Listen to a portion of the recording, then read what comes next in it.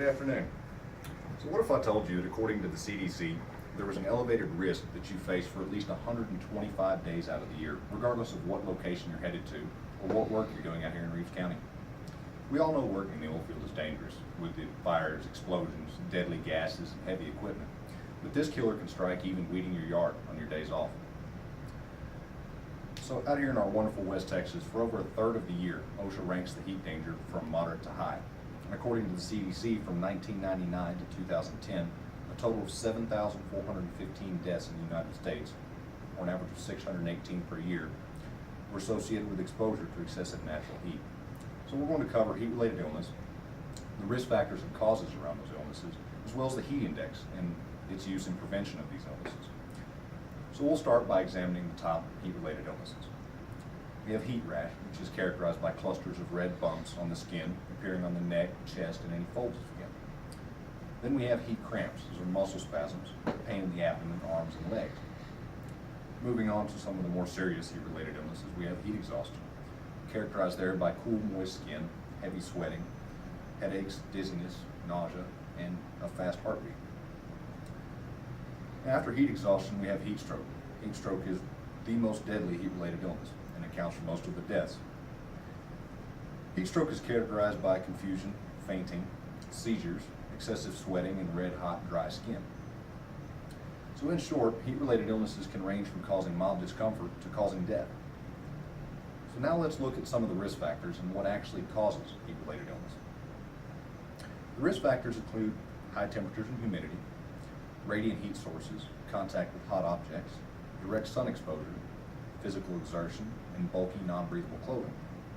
According to WebMD, a heat-related illness occurs when our bodies can no longer transfer out enough heat to keep us cool. This is typically because ambient temperature is above our body temperature of 98.3.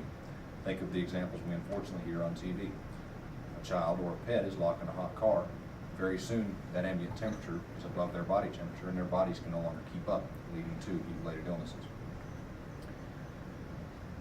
So something we hear a lot is, what about those of us that are accustomed to the heat, have lived and worked here all our lives? For many of us, being acclimated is a good first step. Those of us that have been in West Texas for a while and work outdoors on a daily basis are better prepared to face heat. That being said, it takes up to 14 days for our body to acclimate fully to excessively hot conditions. Even if you haven't worked in the heat for a week, returning to work, your body will need some time to reacclimate. For our workers new to heat, or those returning from absence, we slowly step up their workload over the period of a week until their bodies become accustomed to the environment. Also of note is the fact that we acclimate all of our workers if we have any conditions such as an excessive heat wave. So in the oil field, especially in West Texas, we're exposed to all of these risk factors. Our day-to-day job involves physical exertion out in high temperatures here in West Texas. We also wear FRCs, the definition of bulky, non-breathable clothing. So now that we know about all this, how do we prevent discomfort and death from heat-related illnesses? What do we do about all this? So OSHA actually has an entire campaign around preventing heat-related illnesses. The heat index was developed by the National Oceanographic and Atmospheric Administration to combine both temperature and humidity numbers into one number we can use to plan our work activities.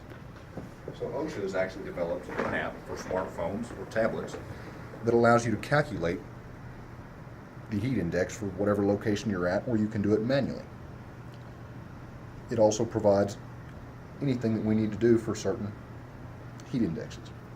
So looking at this heat index and what we use it for, a low heat index is less than 91. It's basic heat safety and planning. A moderate heat index moves up from 91 to 103. There we have to have water available for all our workers out in the field. Inform the workers they're working in a moderate heat index. Go over any first aid and symptoms of heat-related illness, and have our first aid personnel available. So a high heat index is 103 to 115. For that, we want to increase rest periods. For that means for every hour of work, we need 15 minutes of rest in water and shade. We also want to advise our workers again that they're working in a high heat index now. Have a knowledgeable person on staff and make sure we know where medical services are available. Well, severe heat index is anything greater than 115. For that, any non-essential work should be rescheduled for another day or a cooler part of the day. So our work rest schedule there should be enforced and water should be available. Again, any work that can be rescheduled should. If it's production or safety critical, we need to follow as many things as we can possibly do to provide for the safety of our workers. So when we talk about rescheduling work due to heat, the concern is raised that we can't let something as simple as heat get in the way of our production or increase our costs. Well, according to the CDC, from 1999 to 2010, the heat index has not reached severe in Reeves County. So if we go ahead and follow OSHA's recommendations as far as protective measures, there's no need to delay production critical work. The U.S. Department of Labor estimates that employers pay almost $1 billion per week for direct workers' compensation costs and workplace injuries and illnesses. So as far as costs are concerned, I wanted to pose a rhetorical question. Does the minimal cost of heat awareness training, first aid training, providing water bottles, outweigh the cost of being responsible for the loss of a human life?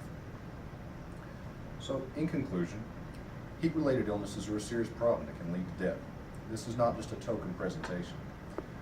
For more than 1/3 of the year, you face an increased risk every time you go out to work.